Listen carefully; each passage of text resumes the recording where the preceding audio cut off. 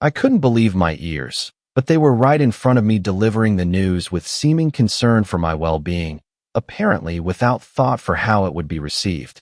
I may not have been emotionally demonstrative throughout my life, but just because I don't display my feelings doesn't mean I don't have them. I have deep feelings. The pain was unbearable. It got worse and worse. Finally, everything went dark. Growing up in the Midwest, I was always a quiet child. That's what my parents tell me, and that's what I at least partially remember. I've also always been reserved and cautious, at least by other people's standards. Smart and pretty were also used to describe me, although this did not always work out in my favor, especially when in 6th grade Mrs. Jensen announced to the whole class, "Nathan Chun, you must be the most gifted student I have had in 16 years of teaching." Many kids in the competitive environment I grew up in didn't like the grading curve being ruined by some smart guy, which made me even more reserved than before. My brother Marcus, who is 2 years older than me, really helped in some ways. He tried to involve me in his activities unless his friends really objected. Then he excluded me, but tried to let me down easily. Since Marcus was primarily an extroverted athlete, and I was primarily an introverted intellectual, we did not usually compete head-to-head for our parents' attention, although if there was ever direct competition, it seemed to me that 90% of the time, the extroverted athlete won. College was better for me than elementary and high school. Intelligence was valued at the school I attended on a full academic scholarship, and being smart and good-looking were advantages when approaching women. I graduated from college a year early. I had several pleasant relationships with classmates, some platonic and some intimate. I was far from being a stud, but by the time I graduated, I thought I was handling it pretty well. At least my girlfriends often complimented me on it. I met Sophia during my 2nd year as a financial analyst for Anderson and Mitchell, a prestigious accounting firm in Chicago. We met at a gallery opening in Wicker Park. A gallery is almost never a good place to find romantic interests, but I assumed this was an exception because we were both there with separate groups for a friend's exhibition. The gallery wasn't a place either of us want to get dates or get picked up. For me, it truly was the elusive love at first sight. I can't speak for Sophia in this regard, but she definitely seemed interested. Long story short, we left the gallery together to go somewhere to talk, dated for 3 weeks, and got married 3 months after we met. My first intimate moment with Sophia sealed the deal in my mind. This was our 4th date, and she was very friendly throughout the evening despite her almost zero alcohol consumption. The way she pressed herself against me and the look she gave me with her big brown eyes showed total submission. She never said anything like, "Let's have sex," or "I need you," or anything suggestive. Rather, she was giving every nonverbal signal imaginable that she was available. When we got to my apartment, she didn't take off her clothes or jump into my arms. Again, these were all available nonverbal cues that whatever I wanted was mine, and I could take it. By the next morning, when I drove her home after breakfast, she looked at me with those eyes, kissed me, and said, "Thank you so much, Nathan. You are so kind and gentle. Do whatever you want of me whenever you want," before she turned around to enter her apartment building. Sophia has never openly initiated intimacy, but she wasn't lying when she said she was available at any time. Sophia's approach to intimacy wouldn't appeal to guys who like physically aggressive women, but she was perfect for me. Sophia's parents died several years before I met her. Her only close relative, emotionally not geographically, was her sister Olivia. She seemed completely devoted to Olivia and talked about her constantly. Olivia lived in Portland, Oregon, and neither of them were wealthy, so they mostly communicated by phone, although Sophia did fly out to visit Olivia twice in the 3 months between the time I met Sophia and our wedding.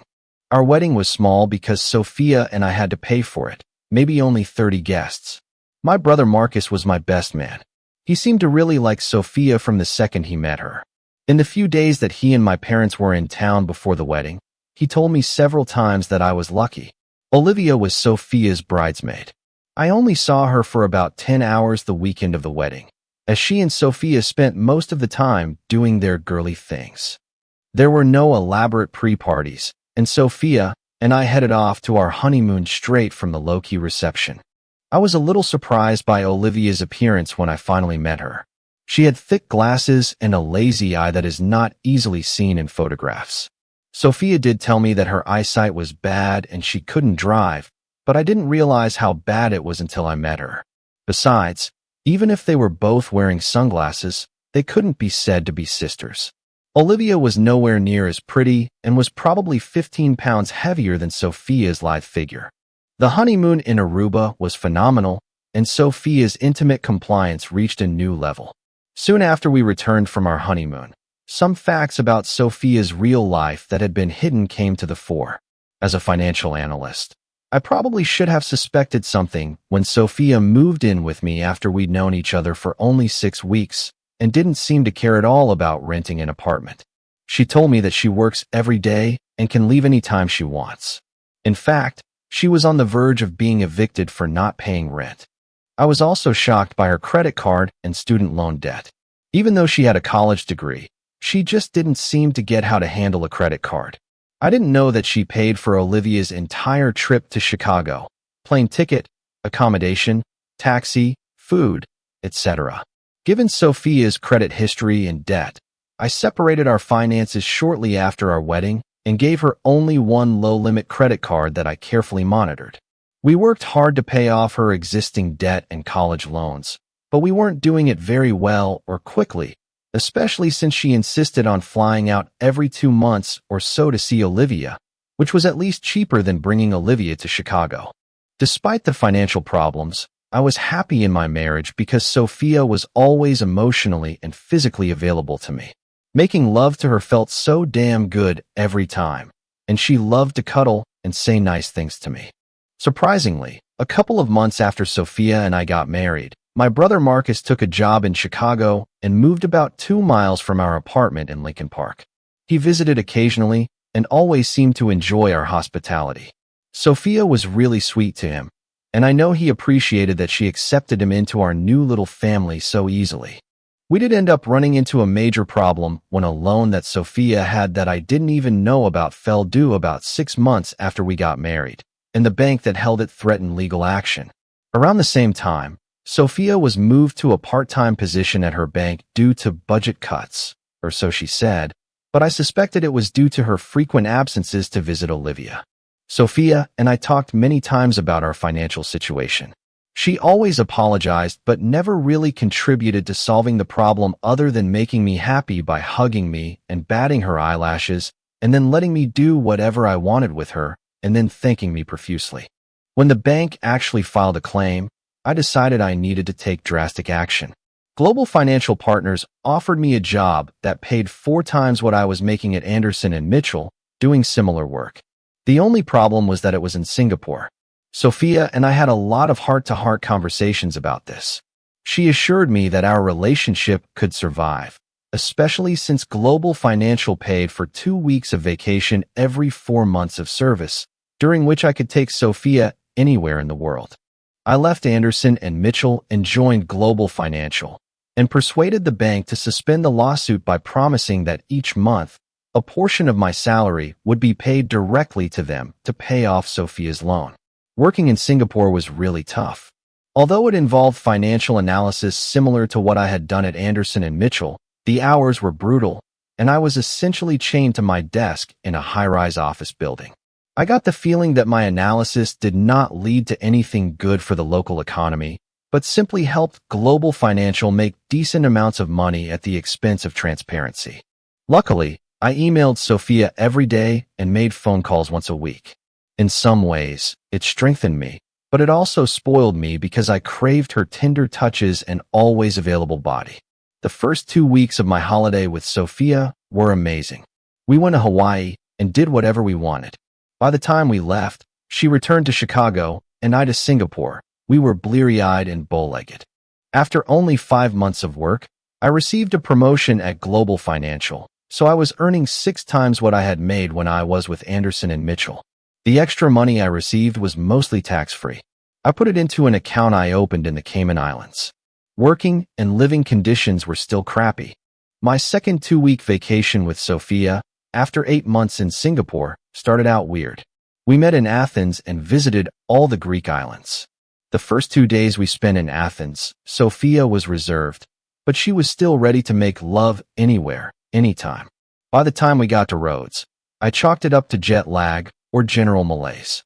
I assessed this differently than I would analyze data in my own work.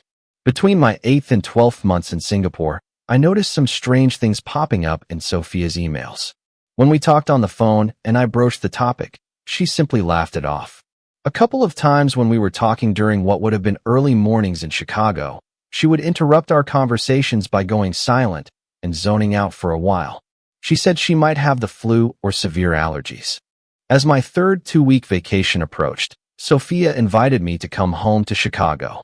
In fact, I was thinking the same thing myself. Our financial situation was now much better, as my extra income allowed us to pay off almost all of Sophia's debts, and I had over $50,000 in my account in the Cayman Islands. When I arrived at O'Hare Airport, it was my father who greeted me, not Sophia. "Dad, what are you doing here?" I asked, almost stunned. "Hi, Nathan," he replied with a smile, but with a strange look in his eyes as he hugged me. "Mom and I were able to come visit and wanted to surprise you. Sophia, Marcus, and Mom are waiting for you at your apartment." As we chatted on the way home, Dad was unusually circumspect. At some point, it seemed to me that he wanted to tell me something, but the words got stuck in his throat. Perhaps I didn't look at him as carefully as I should have because, looking back, I could tell he was nervous, bordering on panic, but I couldn't wait to see Sophia. I was disappointed that there would be others there, and I wouldn't be able to make love to her as soon as I walked through the door.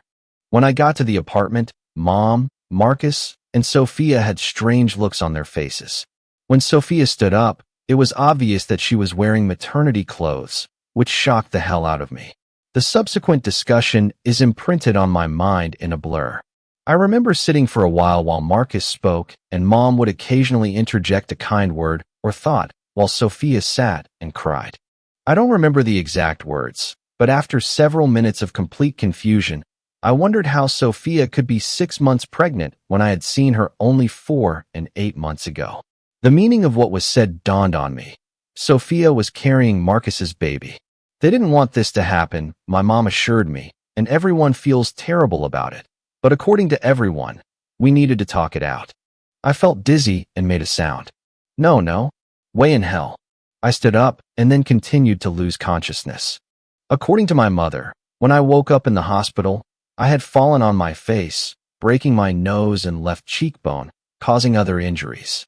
When I woke up in the hospital, only my mother was there, and she was crying. As soon as she saw that I had woken up, she said, "Oh, Nathan, dear, I'm so glad to see that your eyes are open. Let me call Dad, Marcus, and Sophia. They wanted to see you as soon as you woke up." "Wait a second, Mom," I muttered, unable to speak properly. "How long have I been here?"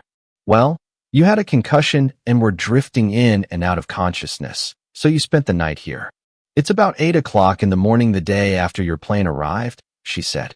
"You didn't sleep all night?" I asked, noticing her clouded eyes.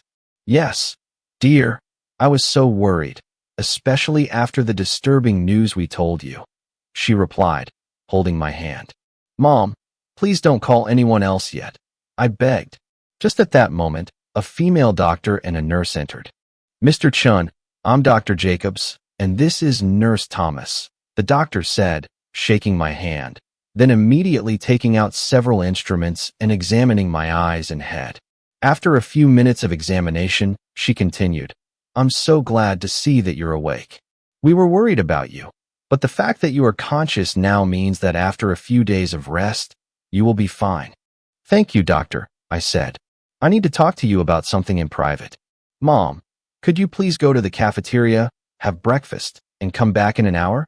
Please do not, under any circumstances, call Dad or my ex-brother and ex-wife." I could tell the words ex stunned her. She gasped involuntarily and began to speak, but I interrupted her. "If you care at all about me, you will do as I say, and then we will talk again, okay?" "Okay, Nathan," was her weak response as she left the room with a dissatisfied expression on her face. The doctor and nurse were wide-eyed. "Dr. Jacobs, what kind of damage is on my face?" You will need reconstructive surgery on your nose and left cheek, she replied. We have a doctor-patient relationship, so you and Nurse Thomas can't tell anyone what we're talking about until I give you permission, right? Yes, that's right, she and the nurse said, nodding. If I have to have surgery anyway, can I have it to change my appearance? I asked. Of course, if you really wanted, but it's not necessary, the doctor answered before I interrupted her. Great. Could you recommend to me the best plastic surgeon in the area who could change my appearance? Yes, she answered, and then turned to Nurse Thomas. Gloria, could you go to the front desk and get the address of Dr. Simon Kent's office with a phone number from the computer and bring it here? Of course, I'll be right back, Nurse Thomas replied. As soon as she left, I had a few more questions for Dr. Jacobs, and finally, I asked, is there any reason why I cannot be discharged immediately? I strongly recommend that you stay another night. You may faint, which could have catastrophic consequences, she replied, looking very worried. Is there a way that I could be transferred to another ward where all staff would be prohibited from telling anyone else about it? If you can do it, I'll stay. Otherwise, I'm leaving now, no matter the risk, I told her. She looked at my card. I see you have first-class health insurance. Yes, Global Financial has really good benefits. I chuckled to myself. I could transfer you to a section for specially protected persons. I can think of an excuse for this. In this wing, you can turn away all visitors, and they won't be able to get through security, she said. Can you do this before my mom gets back? I asked. I think so, she said. She picked up the phone in my room, barked a few orders, and then hung up.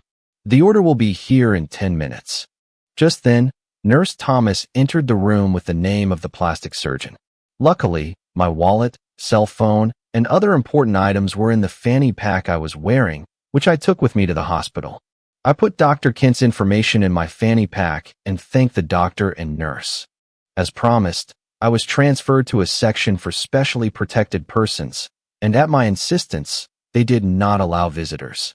I stayed in the hospital for 2 more nights, just to make sure I would be fully functional when I left, and also because it was the perfect place to hide.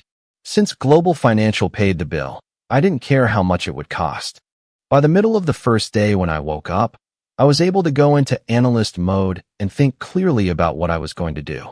My emotional pain was the worst of my life by an order of magnitude, but I was able to temporarily block it because I had a mission to get out of my pathetic situation and take revenge on my ex-brother and future ex-wife. I didn't have to talk to anyone at Global Financial for 11 more days. At that time, I would have quit or completed a couple of projects if I could have done them in the US rather than in Singapore and accomplished most of what I wanted to do. I rented a hotel room, made an urgent appointment through Dr. Jacobs with Dr. Kent, and went to see him.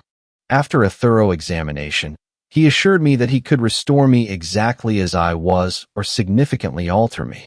I looked at a few examples from other people. I still wanted to be attractive, even though I wanted to look completely different. I chose one and made an appointment for surgery the next day. Of course, Dr. Kent wouldn't make me exactly like the model face I had chosen, but very much like it, and definitely attractive.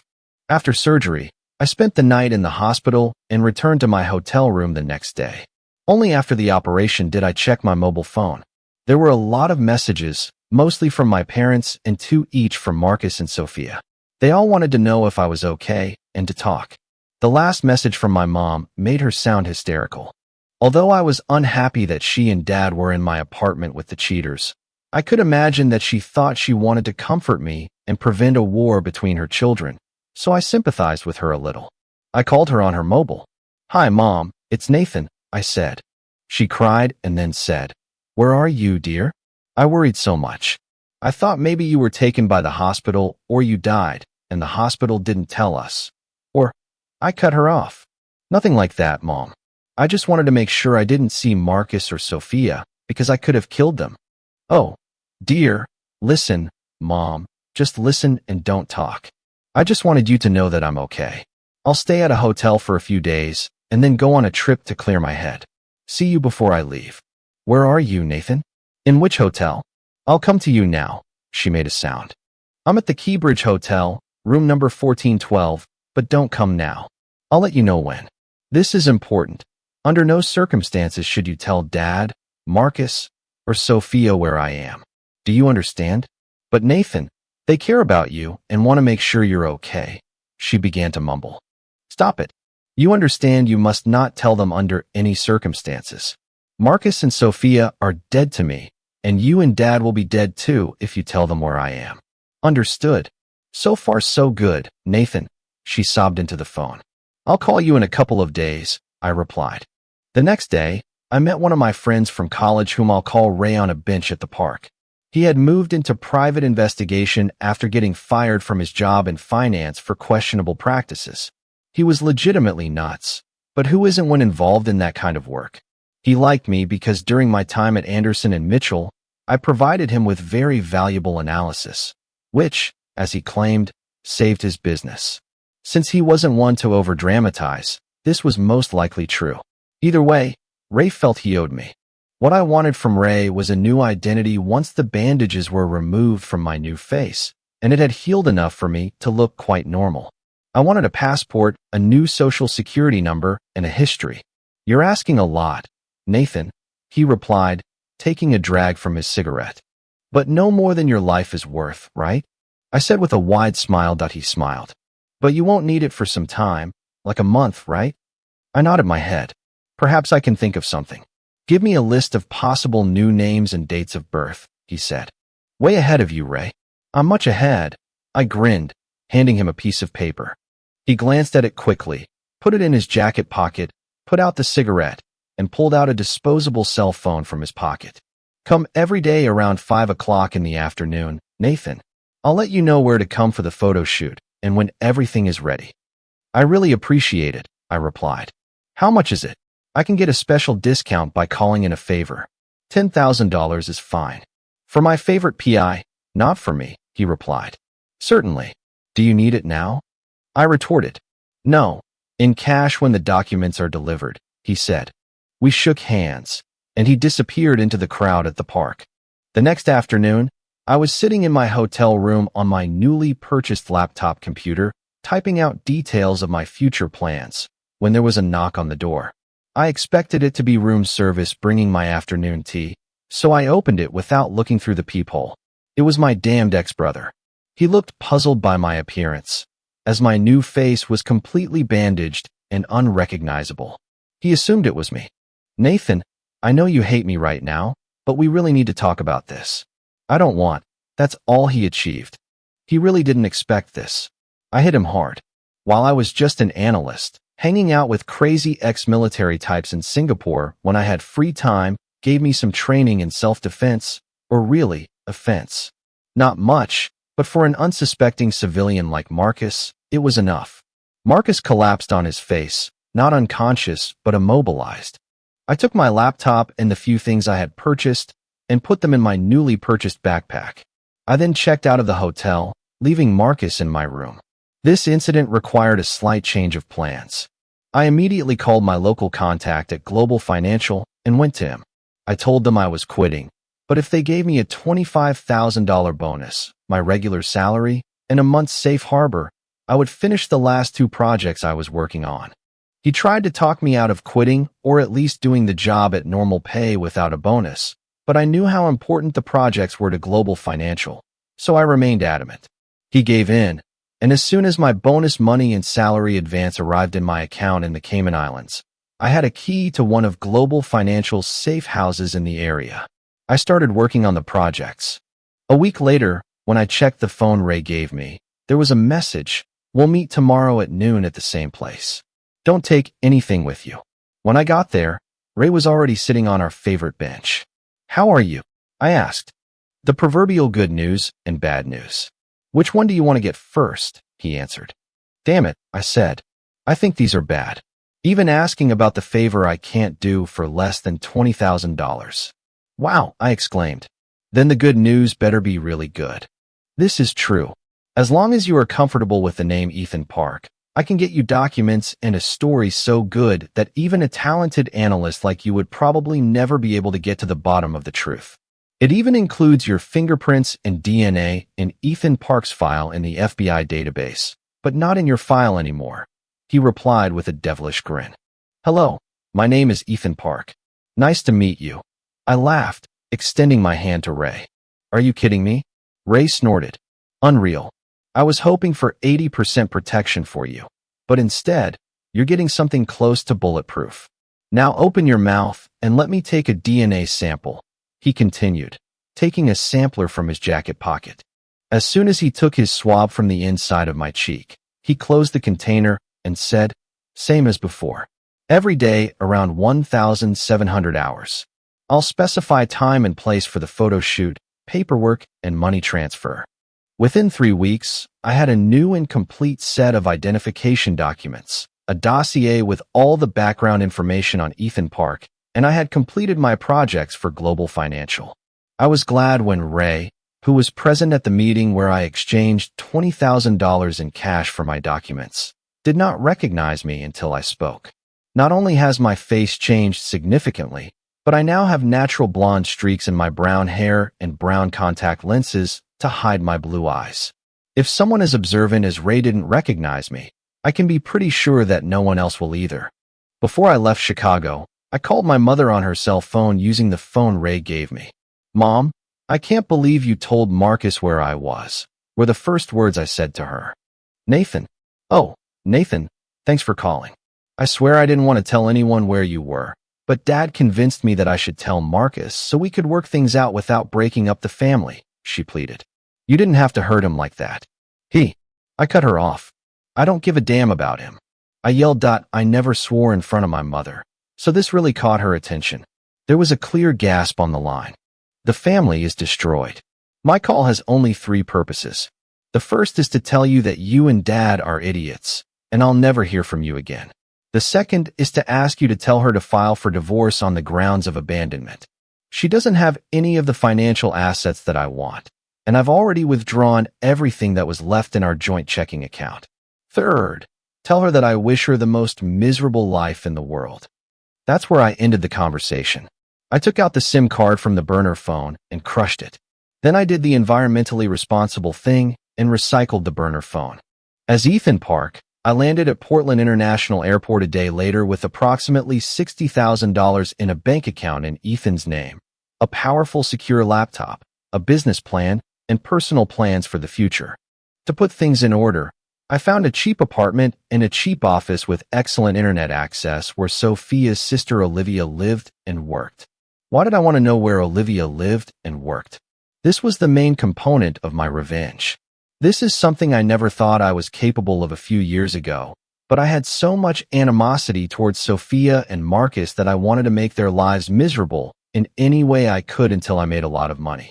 The best way to do this, in my now diabolical mind, was to make Olivia fall in love with me and then leave her, possibly several times. It would be devastating for Sophia if her sister was emotionally upset, and I didn't really care about Olivia. My business plan started working very well. I offered to conduct free exploratory financial analysis for companies in the greater Portland area. It didn't matter to me what it was about, because from working for Global Financial, I learned how to find data of almost any type and process it. 90% of the companies that responded to my opening proposal became paying clients, and within 8 months, I had as much work as I could handle at a very high hourly rate and with little overhead. Within a year, I was hiring college students part-time to help out at the highly profitable center. I was well on my way to achieving my financial goals. For 10 months, I had real control over Olivia's activities. She seemed to live a relatively quiet life. She worked as a curator at a small art gallery and didn't seem to do much on weekends, although sometimes I saw her with a boyfriend. Her lazy eye and poor vision seemed to limit her activities. There was one change in her daily routine that made her more approachable. She joined a health club. I signed up for the same health club. I wanted to encourage Olivia to make going to the gym an important part of her routine, so I introduced myself immediately, struck up a conversation with her, and praised her dedication. At first, she was a little reserved. I thought it might be because she recognized something about me, even though I had only interacted with her for 2 days over a year ago. She had poor eyesight, and my face was completely different. However, in the 4th session we attended together, her attitude completely changed, and she became friendly. Seducing Olivia wasn't the hardest thing in the world, since I was prettier and smarter than any other guy who had ever shown interest in her before. As soon as she started interacting with me in a friendly manner, it became clear that she was quickly falling in love with me. My original plan was to take my time with Olivia.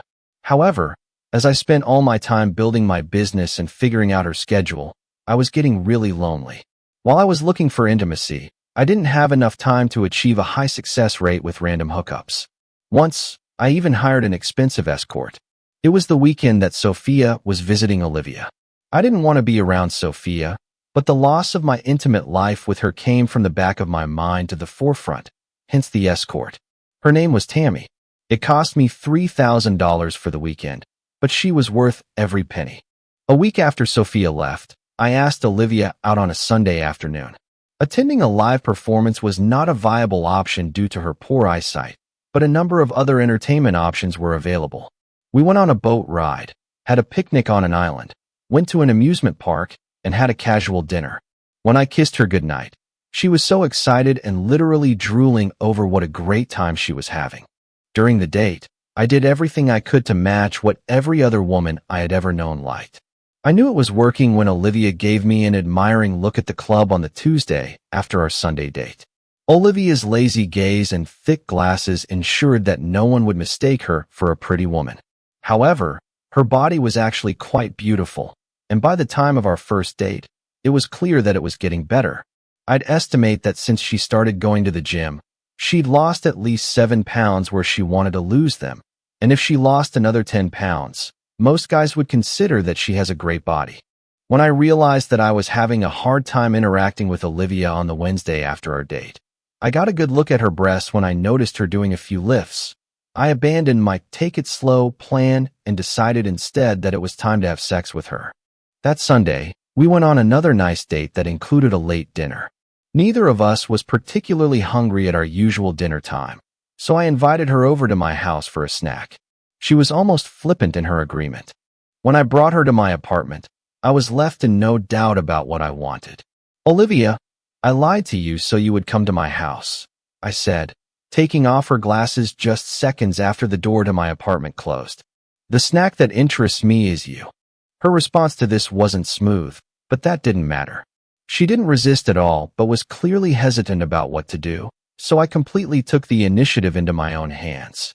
Olivia was in no condition to go home afterward and did not express any desire to do so.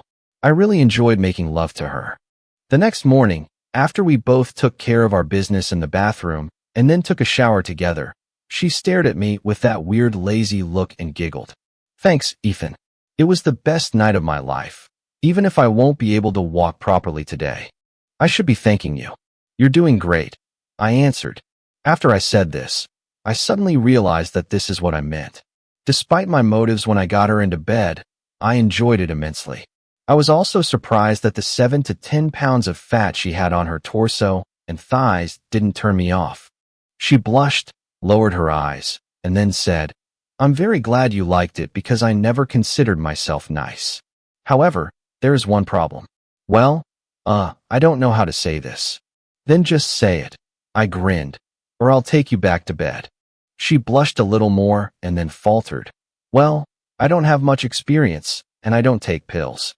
I don't want to get pregnant." I interrupted her. "I'll stop by the pharmacy with you on my way to work, and you can use Plan B." A mocking expression appeared on her face. "What's Plan B?"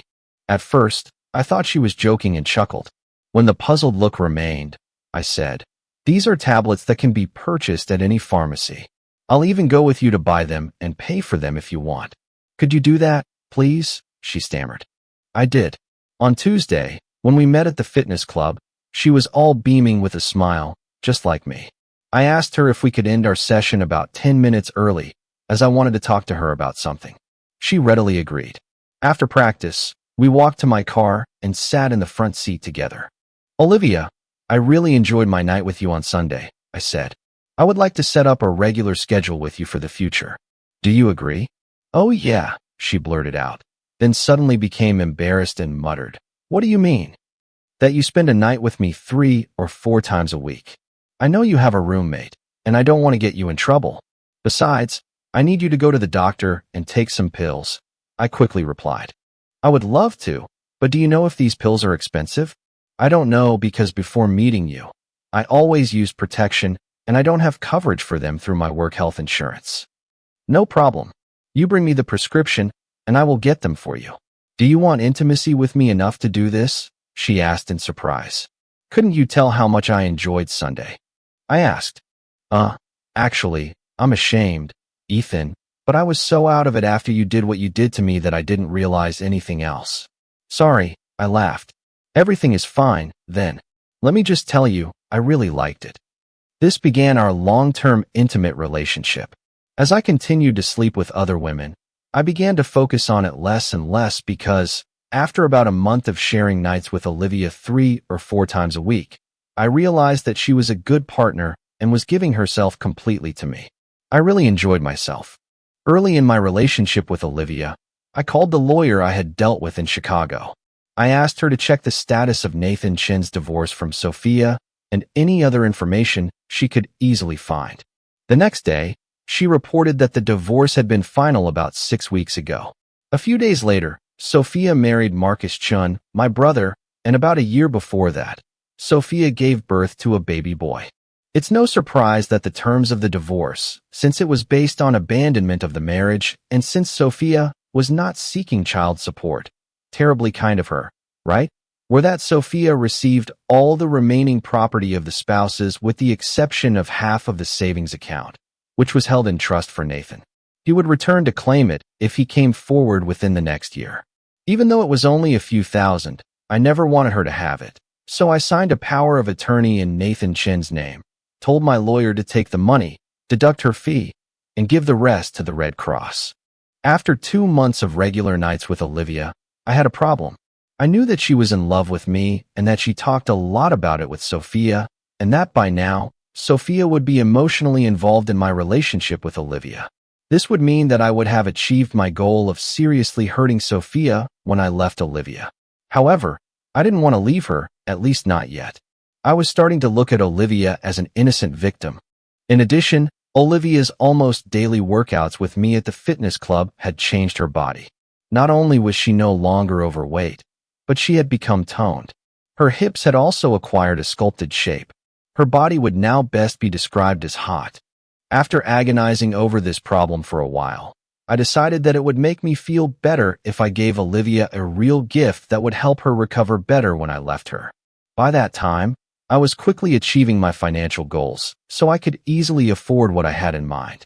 I consulted several ophthalmologists and found one in Portland Heights, Dr. Reeves, who was not only highly rated but also claimed to have developed a technique for successful eye surgery on lazy eyes, even in adults. All the other surgeons I talked to said it was somewhere between impractical and impossible. I took Olivia with me to see Dr. Reeves. After Olivia was examined for almost an hour by Dr. Reeves and his staff, he met with us and gave us his prognosis. The condition of Olivia's left lazy eye is serious.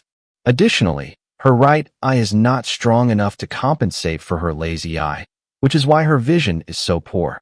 However, the good news is that I can easily correct the problem with her right eye, and I can make her left eye cosmetically very close to normal. The bad news is that there is only a 30% chance or so that the left eye will gain vision that is close to normal, and surgery can only be done once. I took this as good news. I looked at Olivia, and there were tears in her eyes. How much will it cost, and when will you be free? Were my next questions. The cost is $25,000. You can talk to my administrator about the schedule. Tell her to allow 2.5 hours. I will most likely have a window of 2 or 3 weeks. Wednesday and Thursday are my normal surgical days, Dr. Reeves replied. After the operation, Olivia will need 4 days of bed rest with blindfolds and another 2 days without sunlight, he continued. He must have read my thoughts when he continued, and no romance or any other types of physical activity on the days of bed rest. Olivia looked a little upset. I thanked Dr. Reeves profusely. Olivia also nodded in gratitude, and we left his office. When I paid for the office visit, I asked the receptionist when the doctor had availability for the 2.5 hour surgery. Looking at her book, she said, Wednesday, 2 weeks starting tomorrow at 8 a.m., or 3 weeks starting this Thursday at 11 a.m. are the next two possibilities. However, you will need to let me know by tomorrow to make sure you get one of these dates, and the doctor will require $10,000 up front. I thanked her, and we left. Olivia was silent as we walked to the car, but as soon as we got in, she started yelling at me for the first time in our relationship. "How could you be so cruel?" she exclaimed. "To bring me there to give me hope of improving my condition when I can't afford such an operation. I'd rather remain in the dark about this. I learned to live with my limitations." She began to sob hysterically, covering her face with her hands. I grabbed both her wrists tightly and pulled her arms down to her sides. "You are going to have an operation, and I'm paying for it. So stop crying and take time off during your surgery and recovery." With these words, I let go of her hands, started the car, and drove away. Olivia's tears soon stopped, but she remained silent until we reached her house. "I believe this is your stop," I said with a hint of resentment in my voice. "Ethan, I'm sorry I yelled at you and said what I did. However, I cannot afford for you to pay for the operation. I just can't. I leave you no choice," I answered in a stern voice. "If you don't have the operation, I will never be with you again. Don't test me on this because you'll find I'm serious." Then I said something that surprised even myself, certainly something that came from my inner soul and was certainly not a conscious thought. "I want everyone else to see how beautiful you are, and your current appearance prevents that." We were both shocked by this statement, but I quickly followed it up. "By the time I pick you up tomorrow to come to my house, you will get time off from work and tell me which of the two dates that the secretary gave us works best for you." Olivia was stunned.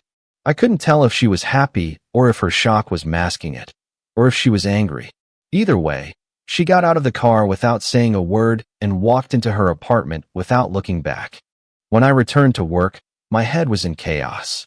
I still had the concept of a gift in my mind to ease my conscience before I left her to hurt Sophia, but then, deep down, I wondered if I really wanted a real relationship with Olivia, and if finding some other way to get revenge on Sophia was my true motivation.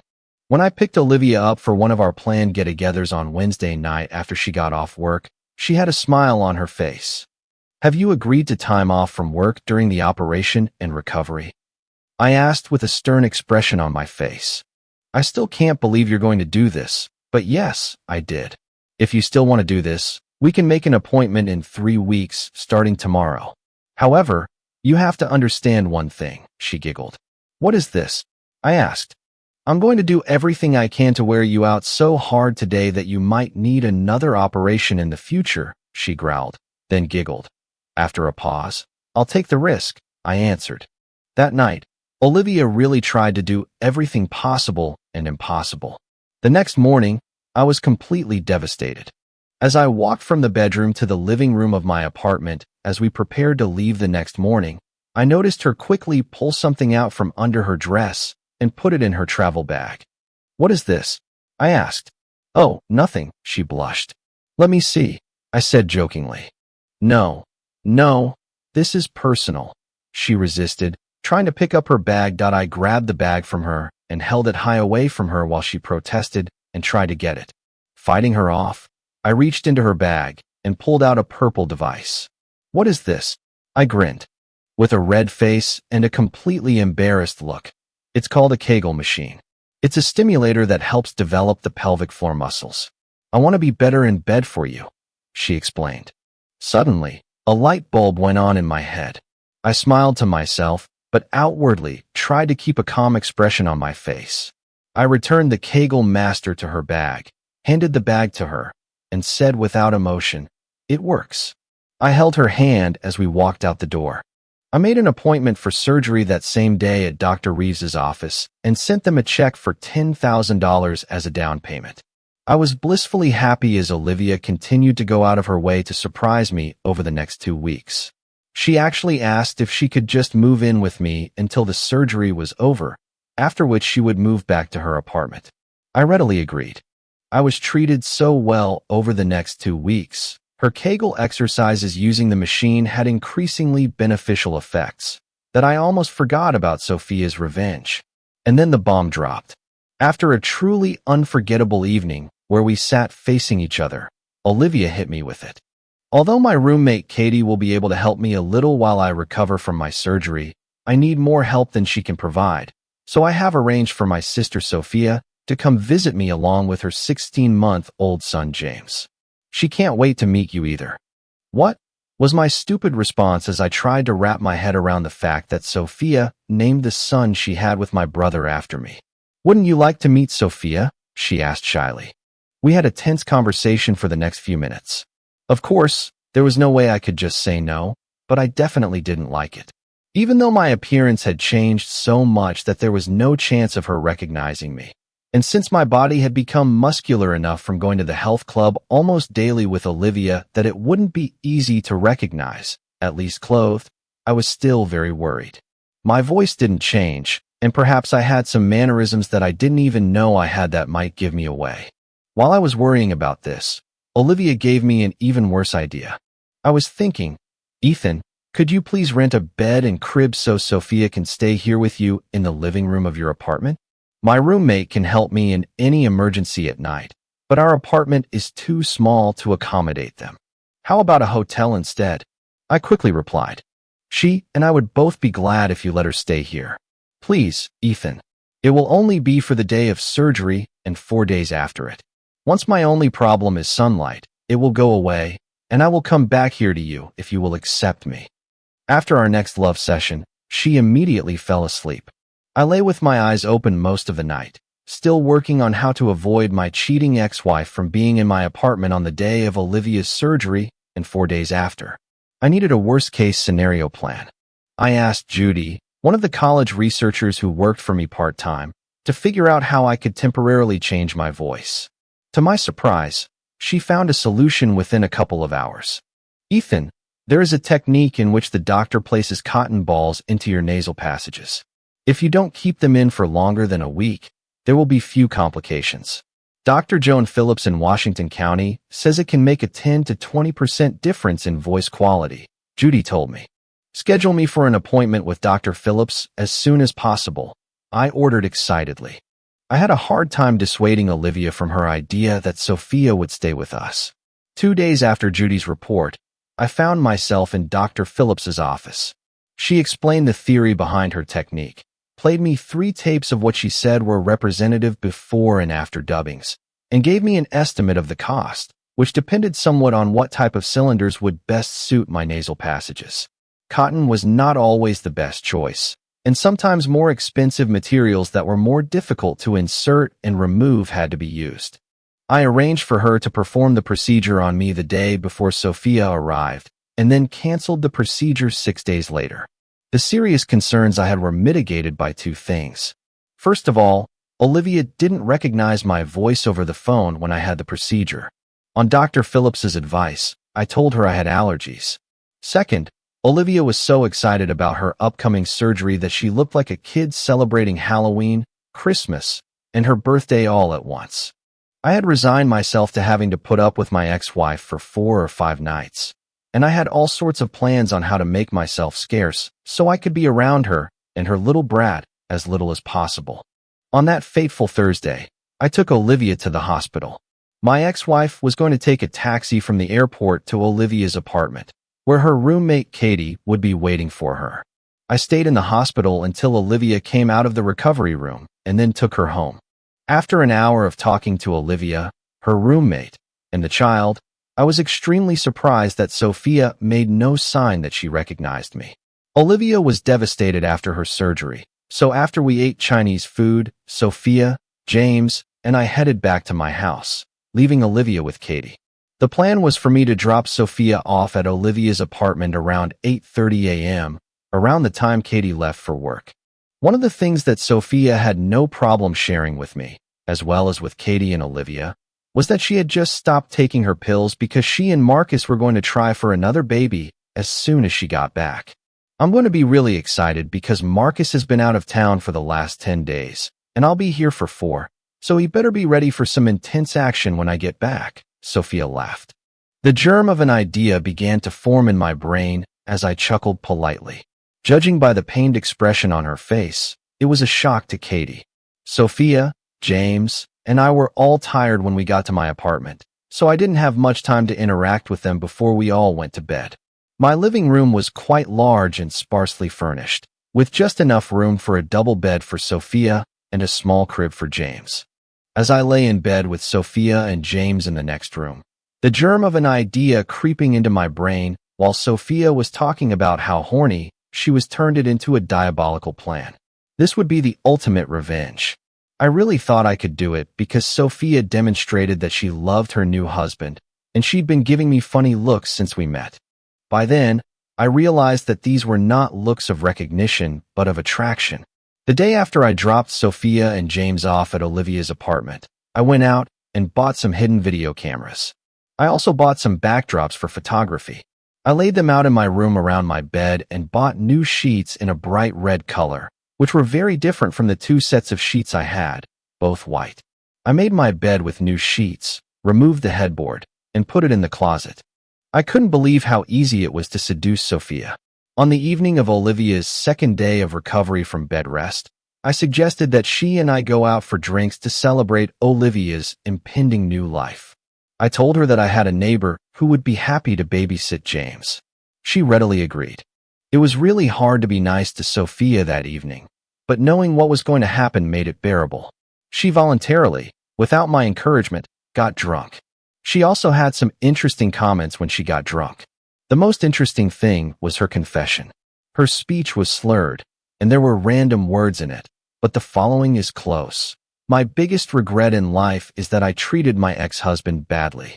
I should have kept my legs together when his brother tried to seduce me and done everything in my power to stay with him. I loved him more than anyone else, which is why I named my son after him, despite my current husband's objections. I wish I had had a chance to at least talk to him alone before we got divorced, but he was so angry that he just ran away, and I never saw him again. At least I know he's still alive because a while ago, he withdrew the money that the court ordered to be kept in an escrow account for him. I pretended to be sympathetic. Although her words were somewhat comforting, they did not change one iota of what was about to happen. I needed revenge on both her and my ex-brother. When I brought Sophia back to my apartment and paid the babysitter, she was so drunk that she took off her clothes in front of me. Maybe it was a deliberately provocative act, I don't know, but it made me feel better. I kissed her. At first, she offered only token resistance, and then showed her true promiscuity by saying, "We have to be careful because Marcus and I are going to have another baby." "No problem," I said. A smile appeared on her face. I took her to my bedroom. I don't think she even noticed the photo backdrops or the unusually bright lights in the bedroom except to ask, "Are you going to turn off the lights?" To which I replied, "No, I want to see your beautiful body." This satisfied her. I put on a show. We made love. That's right, I didn't use protection. That night, then I took a shower. By the time she woke up the next morning with a massive hangover, the photo screens had been removed, the red sheets had been replaced, and I was acting completely carefree. After we had breakfast, she tried to kiss me. I stopped her, feigning surprise. "Hey, Sophia, you don't want Olivia to be mad at me for kissing you, do you? After last night, are you worried about the kiss?" she asked, completely confused. "Last night? What about last night?" I asked, pretending to be amazed. Sophia was truly amazed, and she didn't have to pretend. "After we had sex last night," she snapped. "What? You're kidding, right? After I saved you from that guy who was hitting on you at the bar, I just put you to bed," I said. "You must have dreamed it." She thought for a moment. "Shell, if you dreamed about this, don't tell Olivia about it because I don't want her to think that there's any chance that I will do this," I said sternly. "No, this is not what I dreamed," she growled. I mentally laughed my head off as we drove silently to Olivia's apartment that morning. That night, I quietly high-fived myself when I heard Sophia tell Olivia that the day I supposedly slept with her was the day she entered the most fertile phase of her menstrual cycle. Over the next 2 nights, I managed to avoid too many one-on-one encounters with Sophia, and she soon was saying a tearful goodbye to Olivia after Dr. Reeves paid a house call. Yes, he actually did that, so that there was no chance that she would be exposed to sunlight to remove the bandages. That last night, I even drove Sophia to the airport and casually hugged her and James goodbye, hoping that she would be pregnant with my baby. Dr. Reeves's surgery cosmetically improved Olivia's left eye so that it was so close to normal that it would only be suspicious if you knew there was a problem. I didn't realize how much this would improve her appearance, but I must say that her face was now beautiful. Dr. Reeves reminded us that the vision in her right eye should be 20/30 at best. After she has been out of the sun for 2 days, it will be at least a month before we know if her left eye will reach 20/40 or maybe even 20/30ths, he said with a smile. So let's cross our fingers. The day Olivia was able to leave her artificially darkened apartment, she cried when she looked closely at herself in the mirror in my apartment while I stood next to her. "Why are you crying, baby?" I asked. Now I look much better than I thought before, and now that I can see my face clearly, I can't believe that someone as beautiful as you would want to be with me. But mostly, I cry because you gave me a new life. With these words, she turned to me and planted a passionate kiss on me. Then she pressed herself close to me and said, "The only reason anyone could be as kind to me as you were is if you loved me, Ethan. Do you love me?" "Ethan, I love you so much it hurts," I said. Wow, I probably should have been prepared for this, but I wasn't. However, I quickly came to my senses and said, "Yes, Olivia, I love you," and then kissed her. My reasoning for this was twofold. First, I wanted her to believe it because Sophia's pain would be even worse if I left her sister. Secondly, I may actually be in love with her, despite my attempts not to be. After a few minutes of kissing, Olivia led me to the bed. "I was a bad girl while I was recovering," she said, pouting her lips. "How did you manage that?" I asked. Despite Dr. Reeves's warning not to exercise, I used the machine twice a day. "I really believe I can squeeze a banana now," she giggled. "Let's try," I said excitedly. By 5 months after Olivia and I had our first post-op intimacy, a lot had happened. Olivia's vision in her right eye had become 20/30, and the left eye reached 20/40. With contact lenses, her vision could be corrected to 20/20ths in both eyes, and she looked great. Intimacy with Olivia, both because of her exercise and because of the great true love she had for me, was incomparable. I couldn't imagine how it could be better in either quality or quantity. I had to admit to myself that I was in love with Olivia and asked her to marry me. She screamed, "Yes, yes, yes," as I put the ring on her finger. Marcus received an anonymous DVD of his wife, Sophia, cheating on him with some guy in red sheets. My face was a blur of pixels, and nothing in the background of the photo, the bed, or the sheets connected it to me. I learned the following juicy details from my lovely fiancé. Marcus's trip while Sophia was visiting Portland was extended for another 5 days. She was now clearly pregnant, and if she hadn't conceived the very day Marcus returned, a couple of days past her fertile peak, then it was most likely my baby. Marcus and Sophia didn't get along well and were probably headed for divorce. Apparently, Marcus didn't like the DVD. I guess he had no problem with his wife having sex with my brother, but when someone else did it, it became a big issue. The bigger problem for both of them was that they didn't have much money, and their finances were in dire straits. It was difficult enough for my mom and dad to help them, despite their advanced age and limited means. Olivia no longer worked as a curator at the art gallery. She takes college courses part-time while helping me at work. It turns out that her eyesight was the only thing that held back a truly sharp mind, and she dove into financial analysis like a duck to water. My business is thriving now that I've gotten my revenge, and I'm a much better man than I was before. I actually sometimes thank Marcus and Sophia for being the catalyst for my transformation.